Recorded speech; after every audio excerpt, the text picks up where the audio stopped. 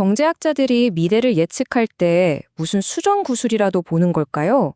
아니요. 사실 그 비밀 무기는 바로 수학입니다. 오늘은요, 경제에 아주 작은 변화가 생겼을 때 이게 어떤 나비 효과를 불러일으키는지 그 예측의 세계로 한번 들어가 보겠습니다. 아, 이 그래프 정말 익숙하죠? 경제학 하면 딱 떠오르는 바로 그 이미지잖아요. 수요와 공급이 만나서 균형을 이루는 모든 게 참 안정적으로 보이죠. 근데 현실 세계가 언제나 이렇게 가만히 있진 않잖아요. 그쵸? 자, 예를 들어 볼게요. 정부가 갑자기 유류세를 올린다고 발표했어요. 그럼 내일 주유소 기름값이 오르긴 오를 텐데 정확히 얼마나 오를까요? 아니면 뭐 커피 원두 농사가 흉년이래요. 그럼 내가 매일 마시는 이 카페라떼 가격은 과연 얼마나 영향을 받을까요? 그냥 오른다 정도가 아니라 바로 이 얼마나에 답하기 위해서 경제학자들은 단순히 그래프에 선만 긋는 것 이상의 아주 정밀한 도구가 필요하게 됩니다. 그래서 오늘 우리가 할 게 바로 이겁니다. 먼저 어떤 질문을 던져야 하는지부터 보고요. 그 다음에 필요한 수학 도구들을 하나씩 챙겨볼 거예요. 그리고 마지막으로 이 도구들을 가지고 실제로 문제를 풀어보면서 어떻게 답을 찾아내는지 확인해 보겠습니다. 자, 첫 번째 순서입니다. 방금 우리가 계속 던졌던 그 질문 있죠. 만약에 뭐 하면 어떻게 될까 하는 거예요. 여기에 답을 찾는 분석 방법을 경제학에서는 비교 정태 분석이라고 부릅니다. 아, 이름이 좀 어렵게 들리죠? 근데 전혀 어렵게 생각하실 필요 없어요.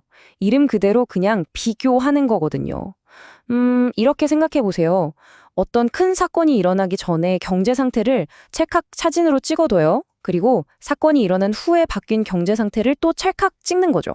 그 다음에 이 두 사진을 나란히 놓고 자, 뭐가 변했지? 하고 살펴보는 거. 이게 바로 비교 정태 분석입니다. 간단하죠?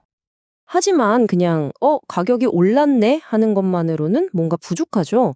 우리가 진짜 궁금한 건 그래서 얼마나 올랐는데 하는 그 변화의 정도잖아요. 한 변수가 다른 변수를 얼마나 민감하게 또 얼마나 강력하게 움직이는지 그 찰나의 순간적인 변화율을 재려면 아주 특별한 측정 도구가 필요한데요. 그게 바로 도함수입니다. 좋습니다. 그럼 이제 우리의 수학 도구 상자를 한번 열어볼까요? 가장 기본이면서도 가장 중요한 연장부터 한번 꺼내보겠습니다. 바로 미분의 기초입니다.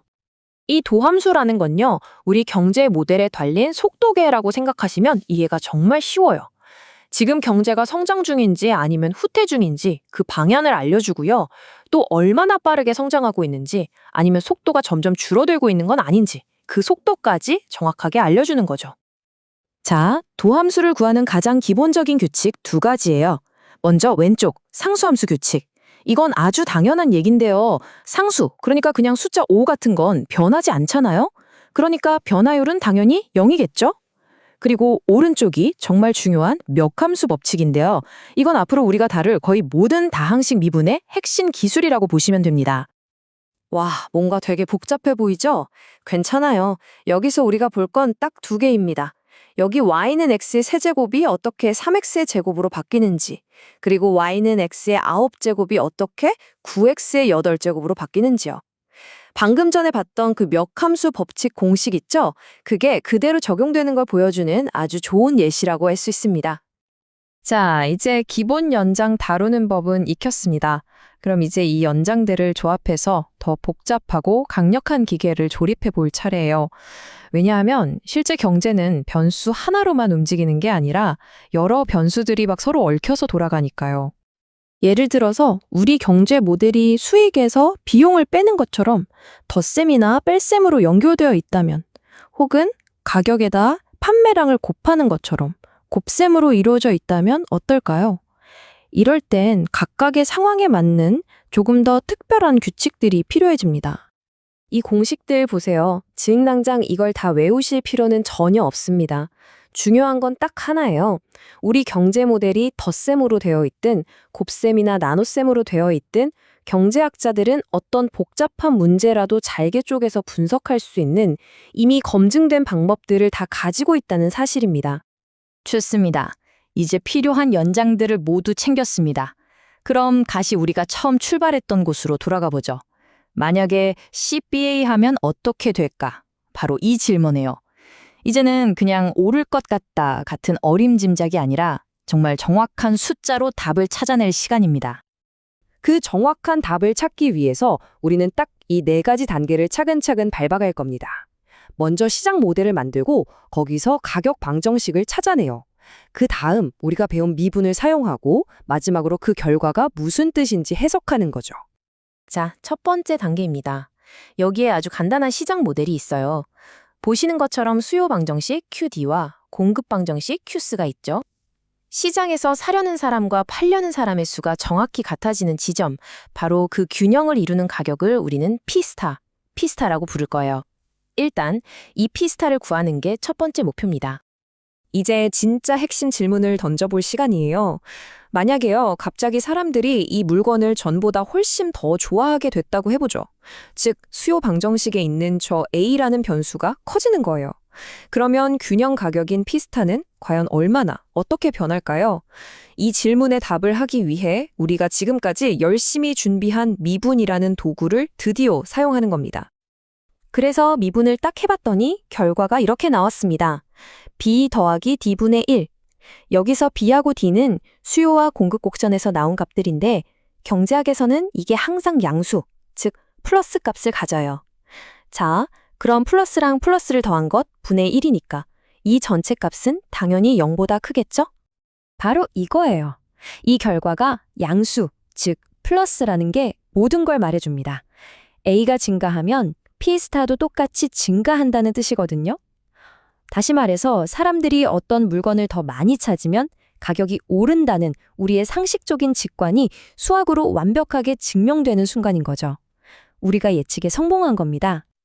근데 아시겠지만 현실 경제는 이렇게 변수 하나만 깔끔하게 움직이지 않잖아요.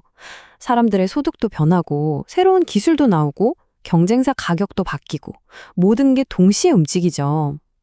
우리가 지금까지 한 게 평평한 2D 지도를 보는 법을 배운 거였다면요.